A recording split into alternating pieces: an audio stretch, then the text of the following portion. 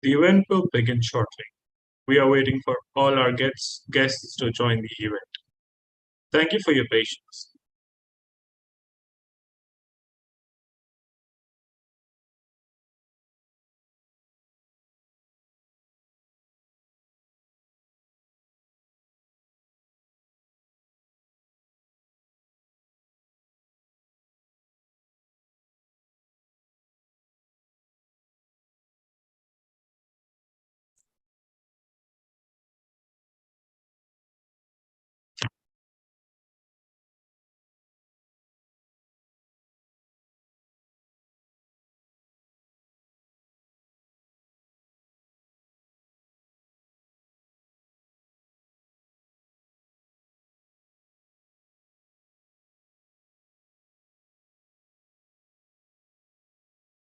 Hello, everyone. My name is Shubham, and I welcome you all to KiwiTech's 808 workshop for startup and entrepreneurs to help them navigate the challenges of starting a business, making it sustainable, and taking it to the next level. Today, we have a mentor session on how to elevate your company's pitch through mobile video, a practical workshop. Ladies and gentlemen, due to some unforeseen circumstances, we regret to inform you that Mick Reed will not be able to deliver the workshop today. However, we are delighted to announce that we have a fantastic replacement in the form of Glenn McCawley, co-founder MiMojo, who will be stepping in to share his expertise with us, and Amy McCawley, VP, VC, and Corporate Partnerships at KiwiTech. I'm super excited to introduce KiwiTech, a one-of-a-kind innovation ecosystem that's home to 500 plus portfolio startups and 300 plus mentors, all committed to supporting innovators globally. It all began in 2009 when a team of seasoned entrepreneurs who had previously built and scaled a publishing services company for a 9-digit exit decided to start another company to empower startups with innovation. Without further ado, I would now like to invite Glenn Mulcahy, co-founder at MiMojo Co., and Amy McCawley, VP, VC, and Corporate Partnerships at KiwiTech. The screen is all yours. Thank you so much, Shubham. Thanks, Shubham. Hey, Glenn. So welcome, everybody. We're really excited about this event. So let me just get started by talking about the importance of a pitch and a pitch deck. So a pitch is a concise and persuasive speech that introduces your product or service to your target audience. It's an essential component of any business, and it's often the first opportunity startup entrepreneurs have making a lasting impression on potential customers, investors, and partners. A good pitch can help you stand out in a crowded market and showcase your unique selling points and ultimately lead to more business opportunities and investment opportunities. In today's fast-paced, never-changing market, businesses are constantly seeking new and innovative ways to differentiate themselves and grab the attention of potential customers. One trend that has emerged in recent years is the increasing use of mobile video to create compelling pitches that engage and resonate with audiences. By leveraging mobile video, businesses can tell their stories visually, showcase their products or services in action, and create an emotional connection with their audience. For best practices in creating an effective pitch, basically you want to, for a successful pitch, the best practices are basically keeping it short and concise and focusing on the most important aspects of your business or product. Highlighting your unique selling points and explaining how your product or service can solve your target audience's problem. Telling a compelling story that resonates with your audience and creates an emotional connection. Using visuals such as mobile video to support your message and bring your pitch to life is incredibly important these days. So to end it up so I can hand it over to an expert, the pitch is an essential component. And so moving forward, you should really think about how you're going to present yourself in front of your target audience and investors. And so I'm going to hand the mic over to Glenn Mulcahy. Hey, hi. Another Irish one, Amy McCawley, Glenn I was Mulcahy. going to ask you to do the whole back history of the McCawley name, but anyway, not for today, I guess. But anyway, that's great. Yeah. We should have a pint. So anyway, I'm going to hand it over to Glenn, who is the expert. Thanks, Glenn. Thanks so much, Amy. That's great. Well, hi, folks. Again, apologies on behalf of Mick that he couldn't make it. I think he's literally in the air on a flight at the moment, and then his schedule got a bit messed up. But anyway, apologies. Hopefully, I can still give you some useful and valuable takeaways, and we can always follow up with some comments or questions at the end if you like. So I'm going to dive into the deck if that's okay with you all. Hopefully, you're seeing the summary page, just a little bit of what we're going to kind of cover in the next 30 odd minutes. And I will leave some room at the end then to take some questions from any of you who might have some. Just be warned, because it is all about mobile and interactivity. I've included some QR codes in the deck. So if you have your phone on standby, and if you switch on the camera application, most, not all, but most smartphones will allow you to scan that QR code so you can actually get access to those resources there and then. But don't worry, I will make the deck available afterwards. So if you miss it, you can always scan after the fact and catch up then as well. And so like I say, Mick can't make it, but apologies, he was due to do this session. We've been working on MiMojo at this stage for nearly 2 years actually, and it kind of fits in very nicely into the whole mobile ecosystem. But we're not here to talk about MiMojo today. We're here to talk about mobile content creation in the context of a pitching video. And I want to set it up in the context of, first of all, unblocking people's perception, perhaps, that mobile video is that shaky stuff that you see on social media all the time, and it really is not good enough for professional applications. In other words, lots of people tell me that there's always a risk that it could actually do more harm to your brand than actually good for your brand, particularly if you execute it badly. So with that in mind as a kind of a starting point, I just want to give you a tiny quick recap over the last 13 odd years, because as you well know, mobile video is not new by a long chalk, but there have been some very interesting kind of milestones over that entire period. And probably one of the first ones I would have personally come across was way back in 2014, where the first full feature-length film was shot on a couple of iPhones. A guy called Ricky Fosheim made a piece called Uneasy Lies the Mind. And that is still available to download on iTunes today. And it was very interesting in the sense we talk about, you know, perhaps trying to raise capital and get venture and investment. He went to Kickstarter and he basically crowdfunded the entire production. And similar to what we're going to discuss today, his whole idea was he did a pitching video. As you will often see in crowdfunded platforms, there's a video that introduces exactly what it is, the product is, or what the actual outcome will be, talks a bit about the rewards, about the team and everything. And we're going to unpack all those things. Amy has already effectively kind of given us a checklist of things to look at.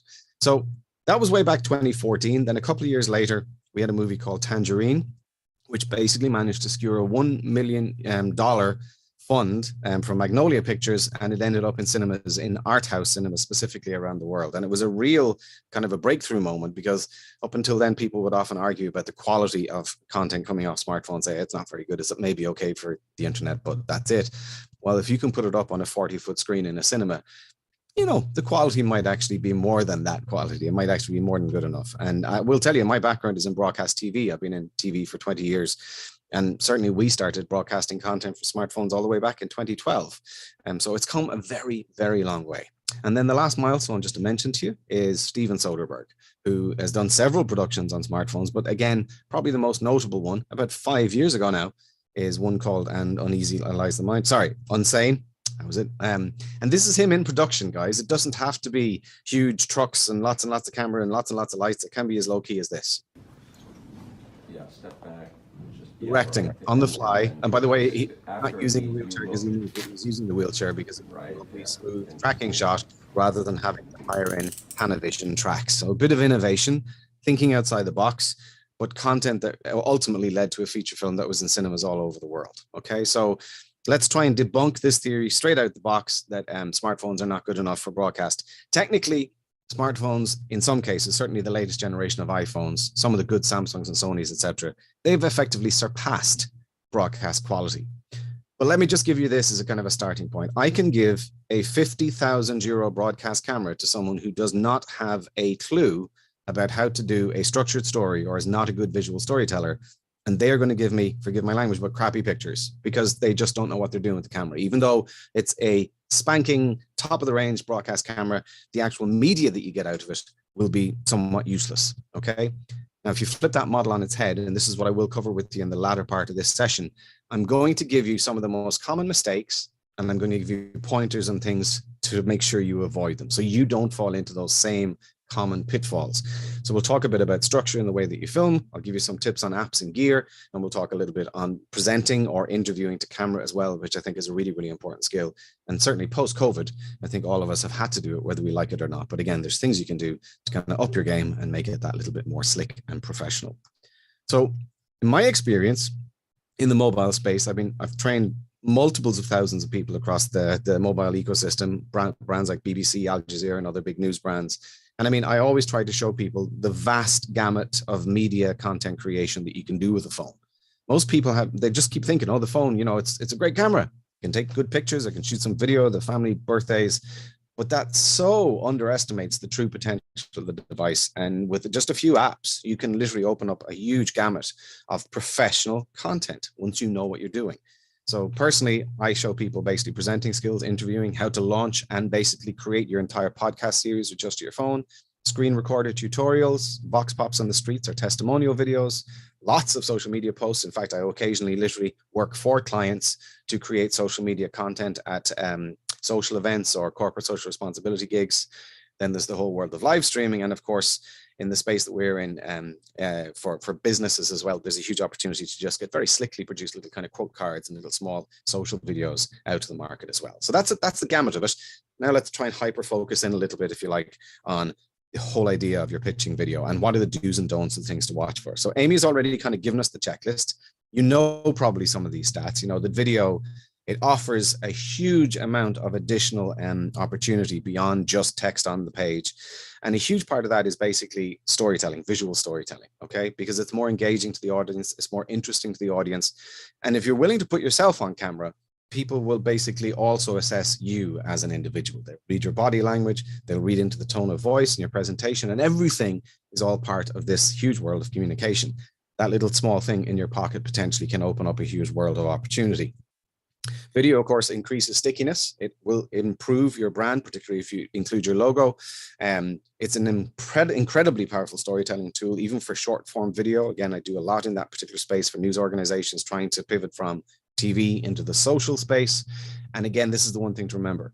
Unlike the written word, video resonates emotionally. You know, people actually really, really like to kind of watch other people. You know, we're all kind of innately programmed to do this from birth almost. And it brings a level of personal and authentic kind of value to what it is that you're trying to convey. So the other opportunities in there is you want to try and get the audience to go to the next step. You want to basically have a call to action in there somewhere so that you entice them in. It is a lure. It's not quite an advert. It's basically just enough to tease them so that they want to find out more. You know, you want to spark their curiosity. You want to give them a bit of the story, but not everything. If it's overwhelming, you lose them. So you have to be very, very careful. As Amy rightly said, you want to keep it quite short and snappy. And I'm going to give you some tips and do's and don'ts of what to include basically in your video as well. So keep it short and sweet and leave other information. Leave it so that there's more to find out at the end of the video so that you're not trying to cram too much in, okay? So in my experience, again, social video, it can run from anything of just a couple of seconds, maybe up to about a minute. There is a bit of a cliff in social video storytelling. Around 60 seconds, you lose about 50% of your audience, and it goes downhill rapidly after that. So shorter is definitely better.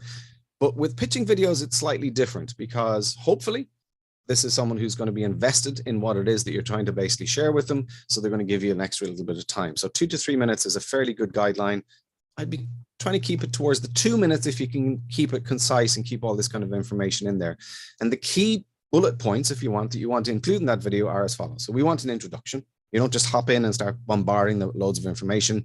You want to basically tease in a little bit who you are, who the company is, and a little bit about your backgrounds. And then marketing 101, we want to talk about the problem. What is the problem that you're effectively trying to bring a solution to market for? And then what is your solution? If it is a tangible product, we want to try and show that product. And then obviously we want to try and expand a little bit to tease where the future lies. Like how big is the market? Who are the people behind this product? How much can you trust that they will actually do what we're saying we're doing in the video? And then, as I say, just tease a little bit of a call to action at the end, basically, so that they're going to want to learn more. They're going to want to follow up with you. Okay. Don't give it all away straight out of the gate. So let's unpack these just very, very quickly, one by one. In your intro video, keep it short. Again, who are you? What does your company do? Okay. If you have branding, ideally you should, when you're trying to get it out of the gate, we want some sort of recognition. brand recognition. So include your logo on it. And by the way, in the apps that I show you later, you have the full gamut of productivity. You have 6 layers of video. You can add in your graphics and everything into the actual package as well. So it's all, you can do the whole thing just on your phone. You don't need to go off to a laptop or to a big desktop computer anymore.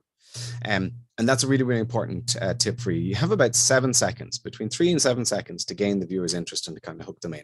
So make the first couple of seconds of your pitching video really, really punchy. In news storytelling, we talk about this idea of best shot first. Show something that's literally, if you were to do a snapshot that was going to sum up everything in this video in one image, put that at the start. So slap them in the face, get their interest, and then kind of unpack it, like I say, in those morsels that we're discussing, okay? So right up front, once you've said who you are, you want to delve into the problem. What is it? How relevant is it? What's the solutions that are currently on the market? Why does this problem exist? So context and background for it, and then any sort of metrics or anything that you might have to kind of reinforce that messaging. But you do want to keep it simple. Avoid going huge, big detail graphs and things like that, like simple storytelling. And in many ways, in the same way with Dex, even though I'm breaking every rule of the book right now, you'll see in a minute, keep the amount of text or anything included in it to a minimum, as much as you possibly can. Keep it visual, because the body likes to actually, and the eyes like to process that information rather than just read. We tend to actually miss things when we're just skimming through or reading things. So then the true heart of this pitching video, your solution.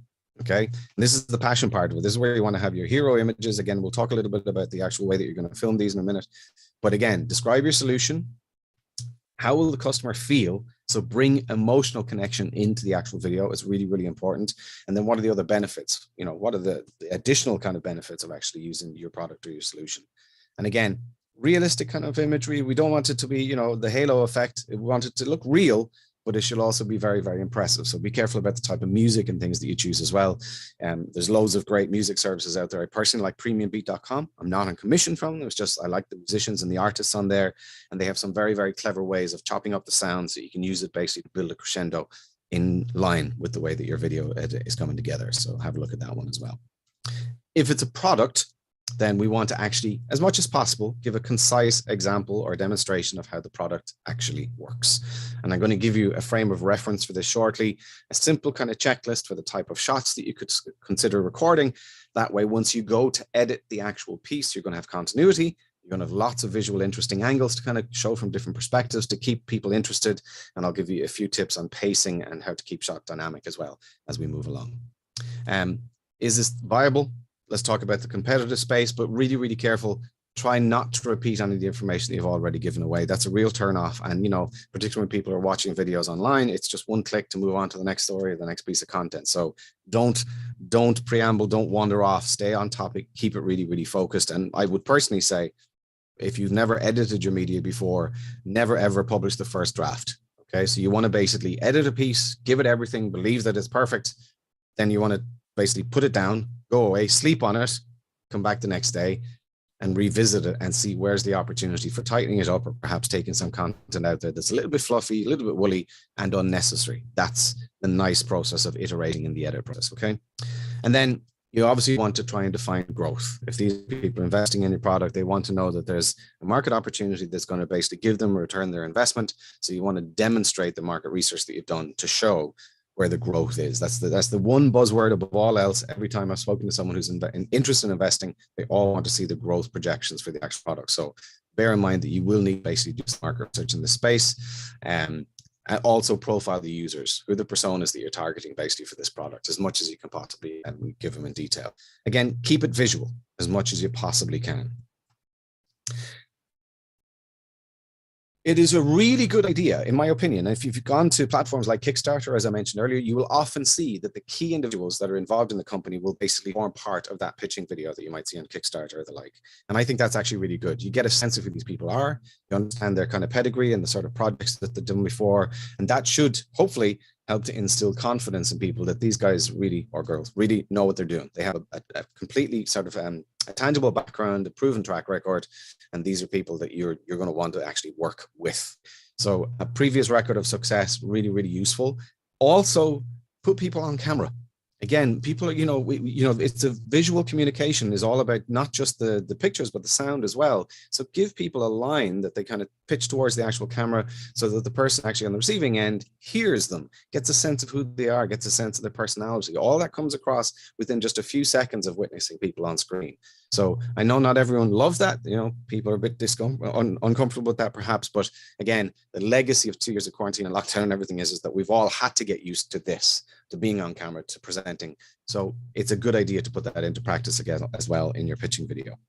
And then as you come towards the end of the video, you've kind of established all the key markers and everything, but always make sure that there's a nice hook at the end. So a call to action that basically is trying to draw the person on to do something else, to basically, get in contact with you, look for more information.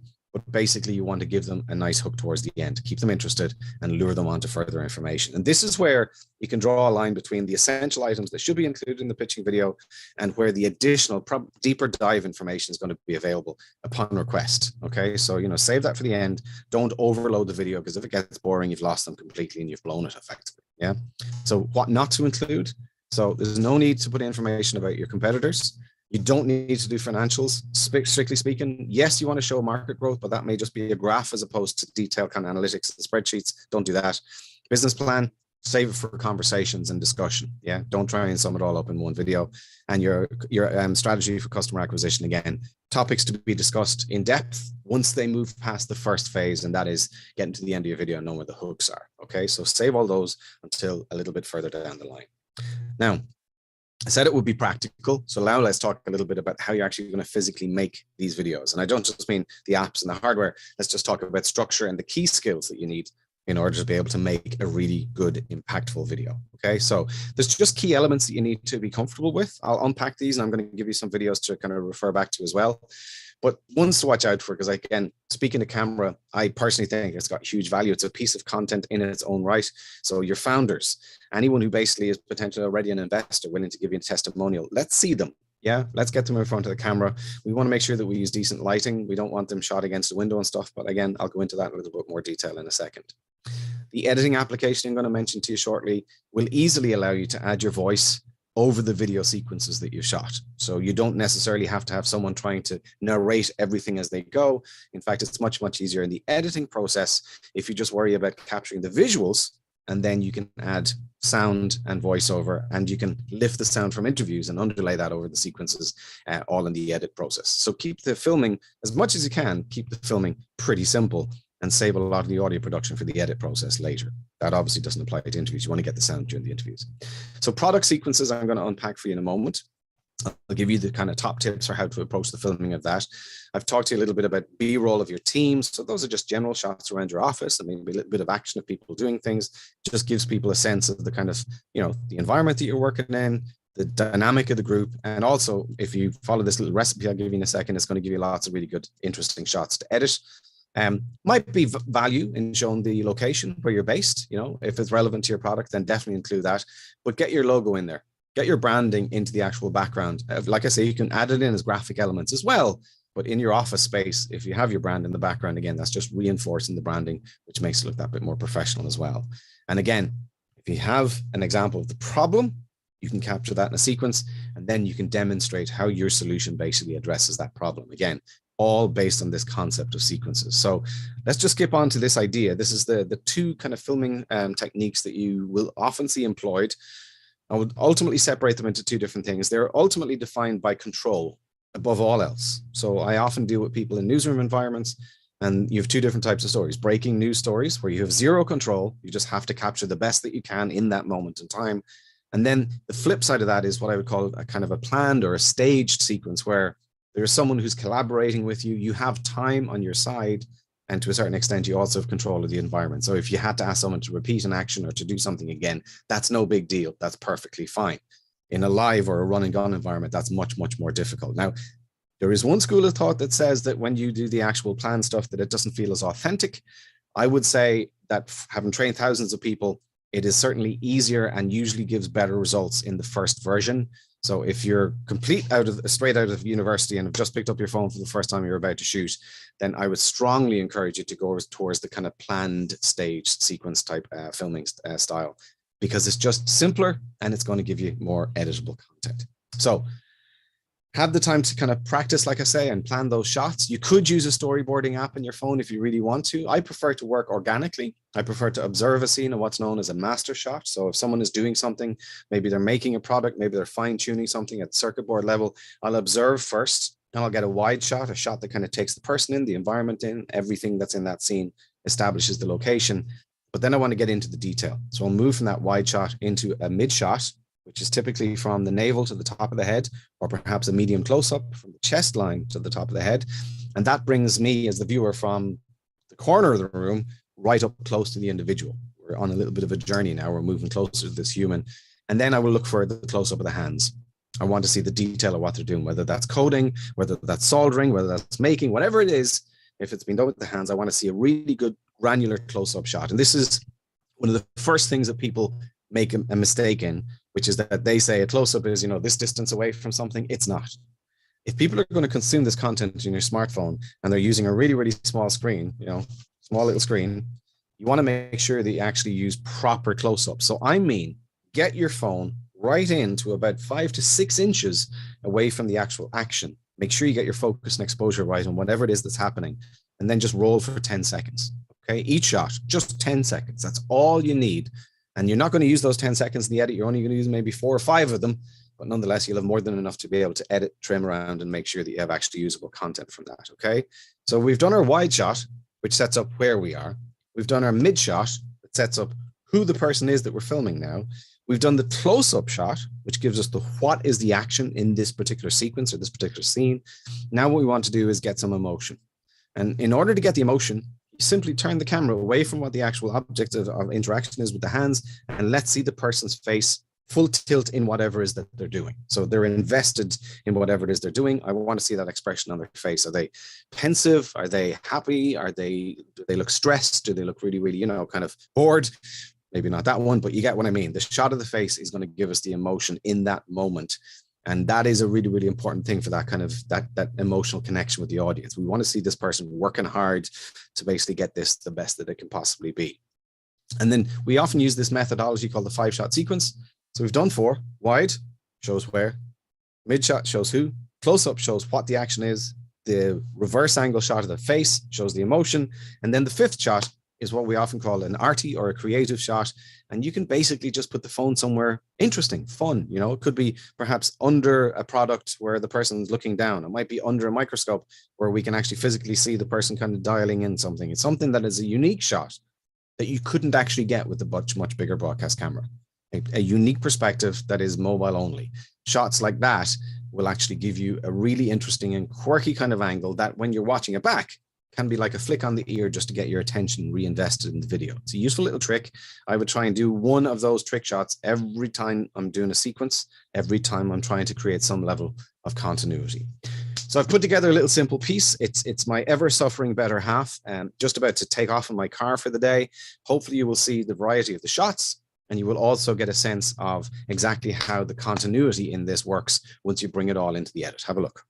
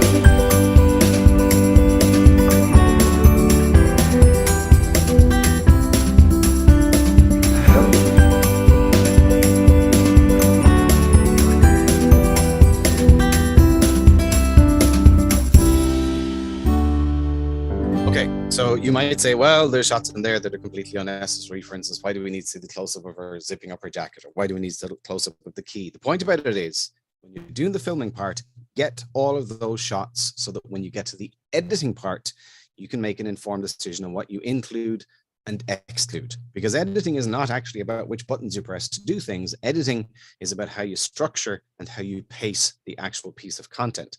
So hopefully, one thing that you got from that piece is that it flowed with continuity fairly continuously. Might have been a few little tight cuts in there, but nonetheless, the essence of it is it feels as though there's multiple cameras following or doing one action, when in fact, obviously, I did every single one of those shots for 10 seconds each, and it took probably 20 minutes to record the whole thing. Okay, so it does take a bit of time, but it does give you a lot of variety of shots in the edit, and that's what you're ultimately aiming to achieve. And one tip here, you might have noticed that as I was filming that, I wasn't doing loads of movement with the camera. I wasn't following the action. I wasn't tracking in. I wasn't doing zooms or anything like that. There is a logic to that, guys, and it's very, very simple. Twofold. Number one, it's much, much easier to just think like a photographer and to frame up your shot and let the action happen in front of the camera. Much, much easier. Once you've perfected your skill and you've gotten very, very good at visual storytelling, then by all means, you can become the next Cecil B. DeMille and you can start to do tracking shots or Goodfellow pans or whatever else it is. That's all fine. But if you're starting out, honestly, static shots, for the most part, are going to give you the most editable footage. Just remember that as a quick tip. Now, I have another little video to share with you, which gives you some additional kind of things to watch out for when you're filming for the first time. I actually used this during COVID lockdown and was asked to basically work on a documentary with a group where they had 25 people around the world, all self-filming, and they basically sent all their content through me basically for the edit for that documentary. And it was all about their experience of quarantine in different parts of the world. But these were the tips that I gave them for using their smartphones to shoot content themselves to be included in a broadcast television documentary.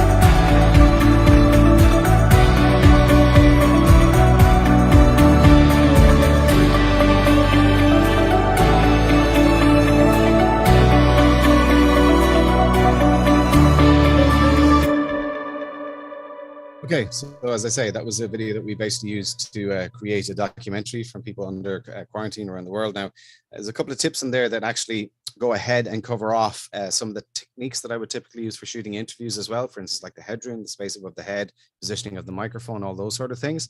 But here's the QR codes. So that video, if you want to scan that QR code right now, or if you want to scan it from the deck afterwards, you can look back over that video and get some more of the details. Amy might appreciate the hack with the elastic band and the whiskey bottle. That put more people on air during COVID than I can even begin to count. I actually have to credit a guy called John McHugh for coming up with that. One's very, very clever. I have a separate video for filming interviews specifically, but I'm not going to play that now because that runs nearly 4 minutes and I think we're nearly out of time. So what I'm going to do is, again, give you the actual QR code so that you can scan that and you can watch that video as well. And it gives you a checklist of things to watch out for when you're filming an interview or filming yourself presenting to camera, so that you basically make it look slick and professional and don't fall into any of the traditional kind of pitfalls or traps. Now, I'd like to briefly, just before I run out of time, touch on gear. I'm a bit of a gearhead. I have a curtain behind me at the moment hiding all my gear, but there's shelves upon shelves back there with about 10 years of gear behind me. So the good news is I've bought it and tested it, so you don't have to. This is what I actually use in my own kit. And I've shot for broadcasters. I shoot for social media on a fairly regular basis, and it ticks all those boxes. Okay, so the first thing is I would strongly recommend getting an actual tripod.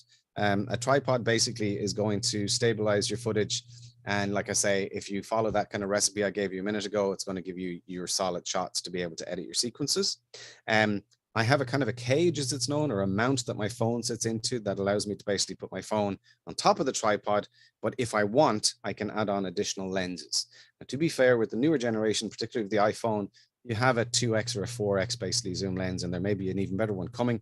So I don't often use add-on lenses anymore, so I wouldn't waste money on that at this point, unless you have a very specific use case.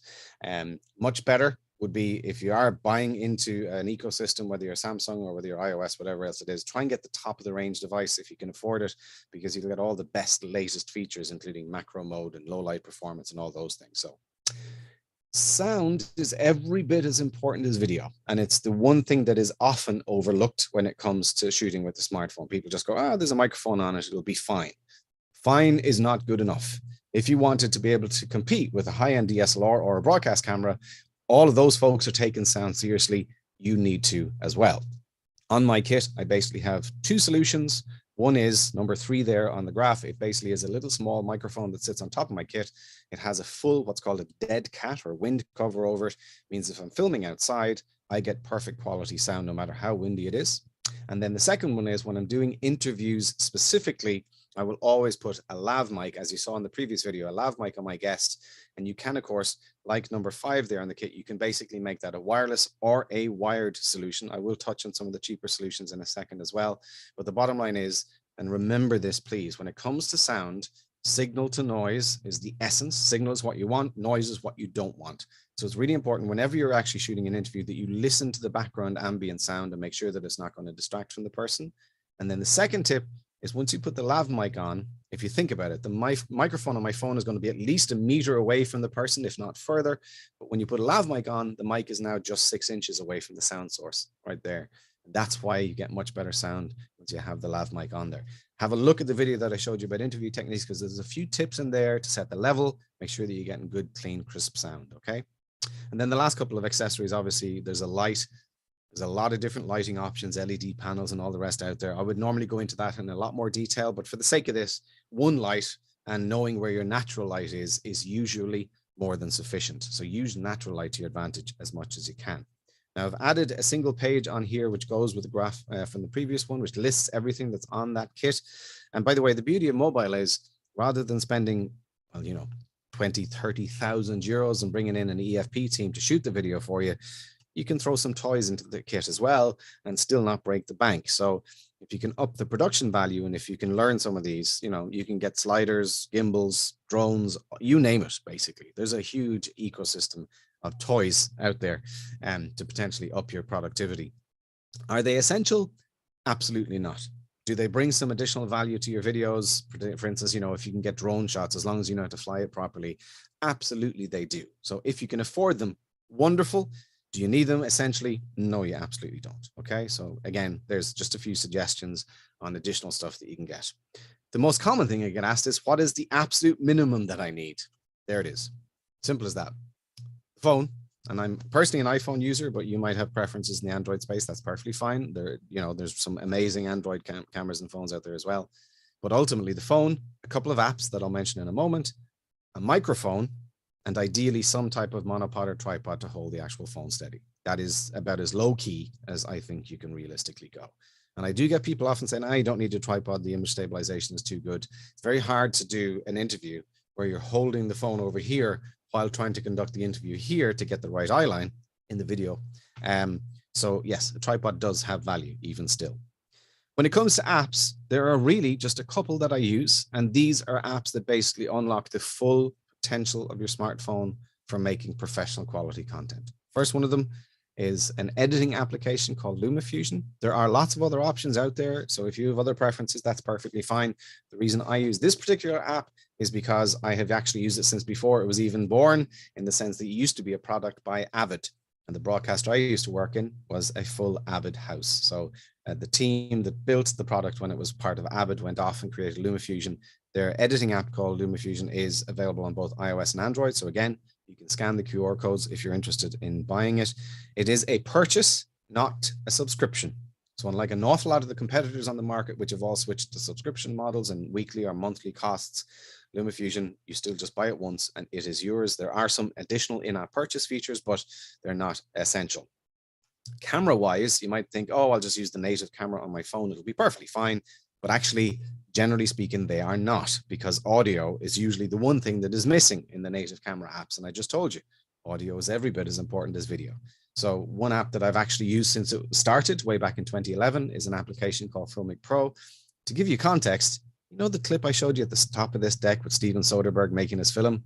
This was the app that Steven Soderbergh used to make that feature film. It's a pro camera. It recently was acquired and they have switched to a subscription model. But nonetheless, if you are familiar with big broadcast cameras, the €50 a year that the subscription for Filmic Pro comes in at is still a bargain basement kind of price. Again, available on both iOS and Android. Now, I know I'm running out of time, so I'll just say it one more time. Your smartphones or your mobile ecosystem is not just a camera, it's a complete editing system. And only today, to keep this relevant and timely, Apple came out and announced that shortly, in a matter of weeks, they're going to launch Final Cut Pro on the iPad. So if you're dubious about using third-party apps, maybe you're already a Final Cut user, you'll have the access, if you have a latest generation M1 or M2 iPad, to be able to run Final Cut Pro on it. And it looks like a very sweet user interface. Haven't had hands-on myself yet, but I'm looking forward to seeing what it looks like. If what I've shared with you is of interest, like I say, I will share the deck with you again afterwards, but you're welcome to reach out to me if you have any questions. Drop me an email, glenn@mimojo.co. Or equally, you can reach out to Mick. I've given you the details. But one final thing, because I did tell you to give you a hook at the end of the presentation. Well, there's your hook. If you want to scan that actual QR code, you can download a little kind of top tips for mobile production that we've put up on the MiMojo website. You're welcome to download that and have a look through it. That effectively is the course that I've just done for CNN, distilled down to 8 pages to give you all the best kind of takeaways and best practices. And that is me. Are there any questions, I wonder, Shubham? Thank you so much, Glenn, for all this information and good presentation. I guess Natasha had one question. She wanted a video QR code again, which you mentioned you're going to share the deck with her later afterwards. So she might. So we have the Q&A open, guys. If you have any questions for Glenn, we're going to wait for around 30 seconds, get in some questions. No problem. I wonder which QR code it was. Probably best if I just send you guys the deck and you can distribute it as a PDF afterwards. Might be the easiest thing. Thank you.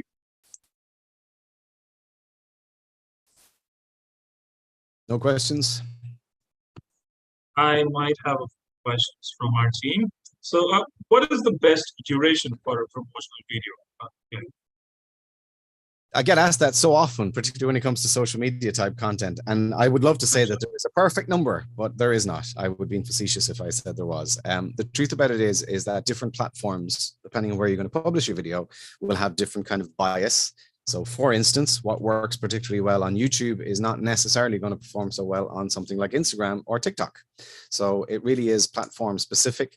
And obviously the format of the content that you make is also going to have to be platform specific. In the video I just showed, I recommended that people always shoot in widescreen because it's the most versatile, allows you to basically put it on websites like Kickstarter and other things.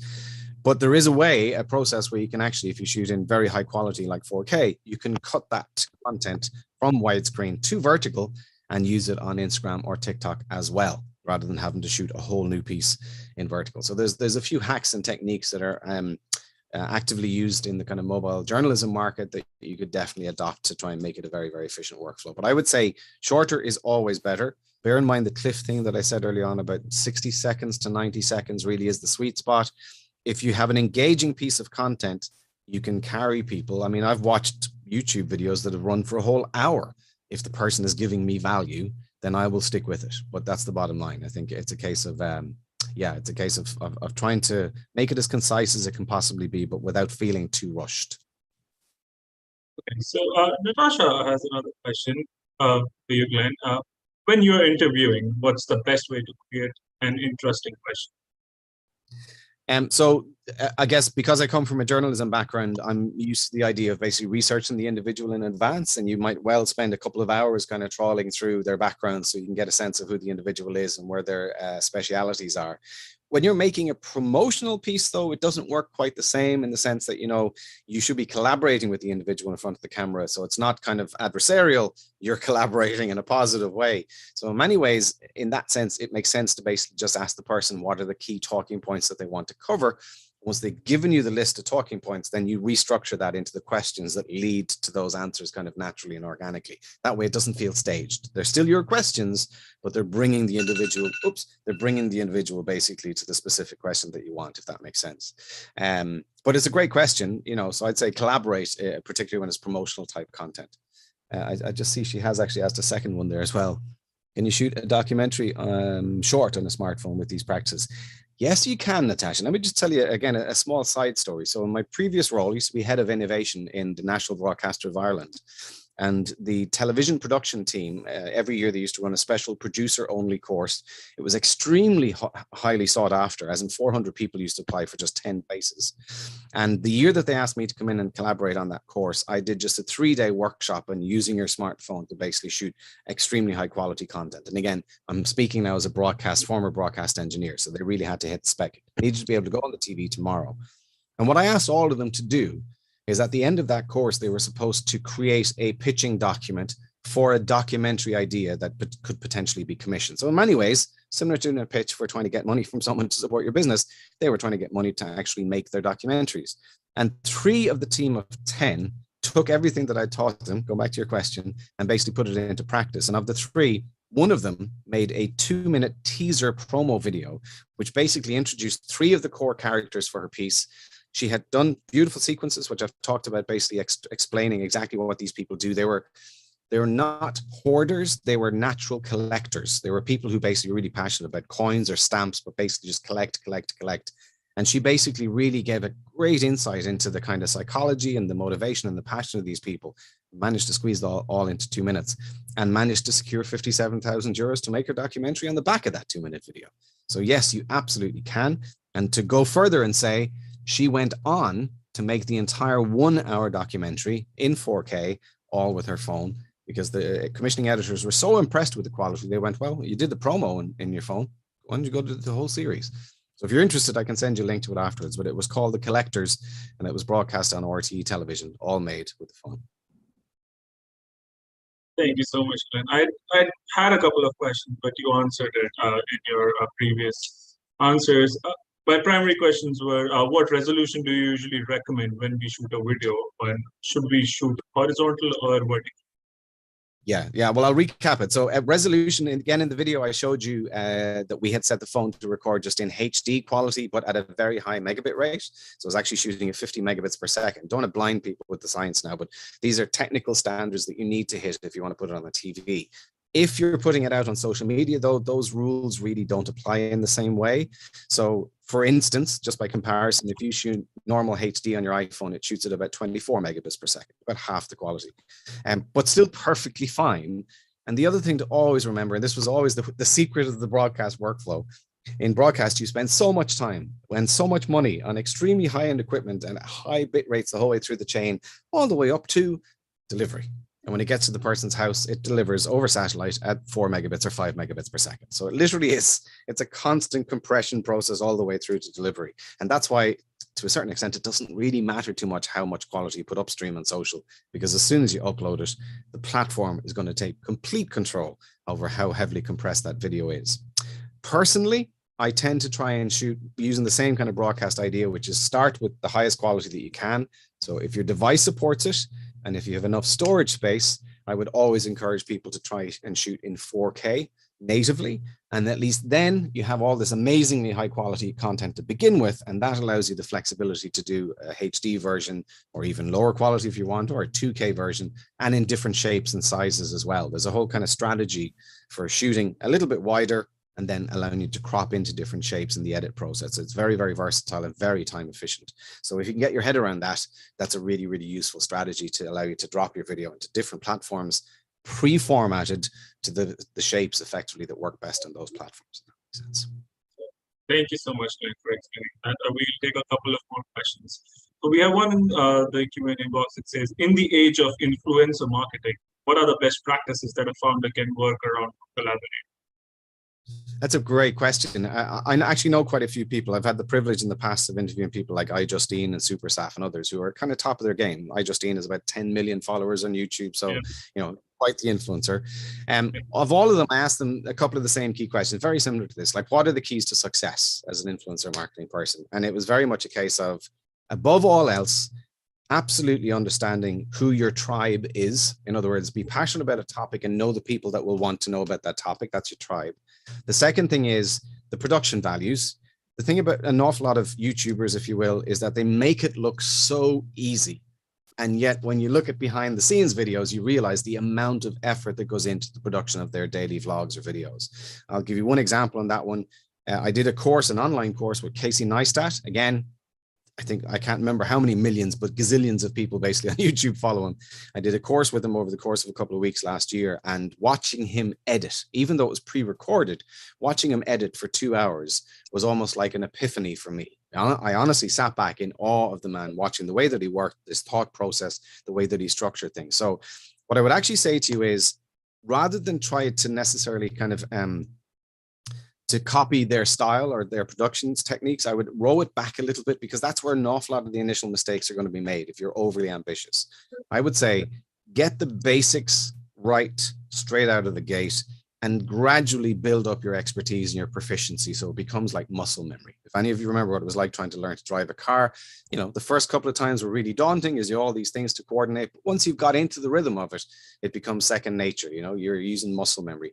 Filming and storytelling with your camera, particularly with the phone, is very similar to that. You need to get to the proficiency level where you're no longer going into menus going, where was that button? You know, that's the stuff that's going to distract, take from your professionalism and distract from the story.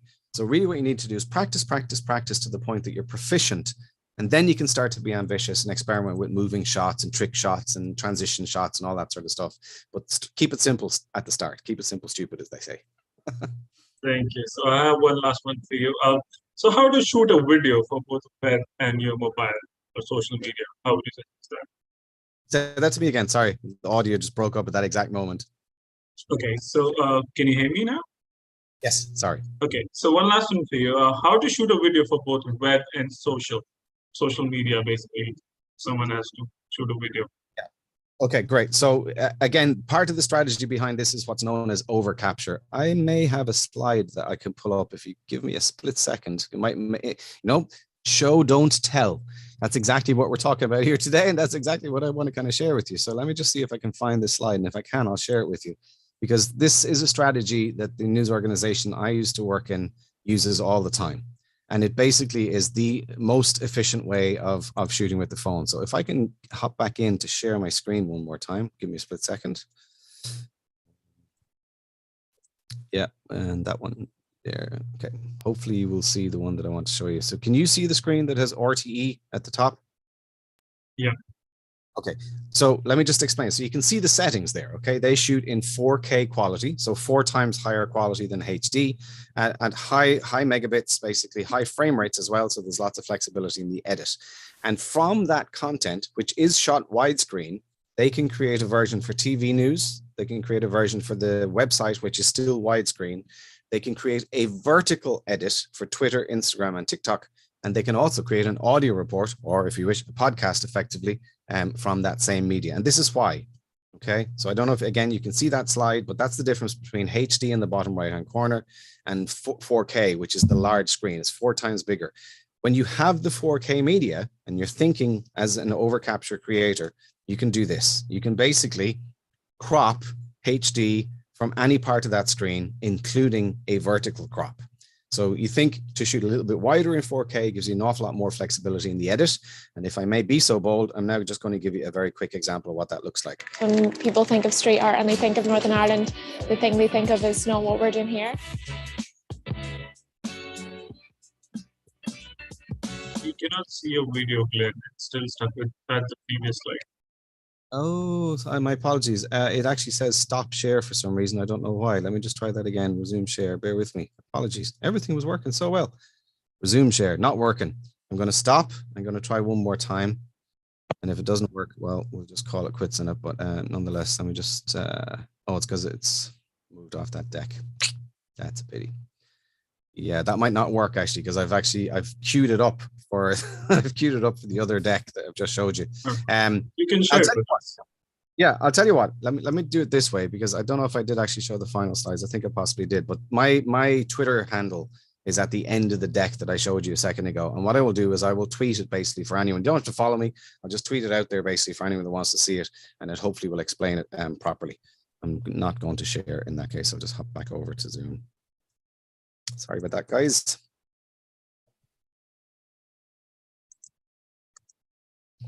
There's just one other question that's coming in the Q&A, Shubham, from Mickey, about can you share case studies or success stories of businesses that use mobile video pitches to elevate their brand and win new clients or investors? I'm going to give you one if I have time. Shubham, do we have time? Yeah, sure. And not a direct answer to that one, Mickey, but just to give you a case study. Okay, so a few years back, I was asked if I could basically help with an event, a large event basically in the States. And they had traditionally brought in TV camera crews to shoot this event. They had, I think, 5 full crews shooting content at the event. And they always had the content that was shot the day after. So they would come, they would cover some of the keynotes and everything else, and then they would go off and they'd edit and they'd deliver that footage to be used on social media and stuff the following day. And I have formerly run events myself as well. So I sort of said, look, I can teach a team. If you give me 10 or 15 people from your comms or your social media team, I can teach a team to turn pieces around in 1 hour, fully branded, completely produced just on their phones or on iPads, if you just let me loose with them. So they brought me over to San Francisco. I had 15 people for a week. And on the course of that week, basically, we came up with different types of content that they would go after at the event. So we kind of defined the specific types of media they would create. And then we went through the essential skill base to create that content. And bless the whole team of them, they were all super productive, each one producing content on average on the hour or on the hour and a half. Given the fact in the previous model, it was the case that it would actually turn up 24 hours later. I think that was a huge step up in productivity. The brand in question was Oracle, and the event that they basically hosted was their open day. I've forgotten the name, but I think it's Oracle Open World. 50,000 people attend that event. So if you want a way where a big brand is basically use mobile very, very with a lot of productivity and quite cleverly, I think that's probably a good example. Thank you so much. So you're going to share that video with us? Yeah, let me see if I can. Oh, I don't have the example video to hand. So I didn't know the question was coming. So no, I can't show you that. But what I will do, like I say, I will tweet basically shortly the example of the 4K shoot, what's called overcapture, so you can see how you can use it to do a widescreen and a vertical version from the same edit. Is that okay? Yeah, certainly. Thank you so much. So with that, I'd like to thank our mentors and guests for joining us today, and we will be back soon with more workshops. Thank you so much, mentors, for joining with us. But I would like to bring your attention back on the screen. We have recently introduced a referral program at Kiwi Tech. This program rewards anyone who contributes to fruitful introduction to our company. So if you know someone looking for tech development support to scale, Join our referral program and follow the mentioned steps shown on your screen or visit our website www.kiwitech.com/referral-program to learn more. Contribute to our journey growth and earn incentives for your trust in us. Till then, take care, stay safe, and thank you and have a great day ahead. Thank you so much for your time, Glenn. My pleasure. Bye-bye.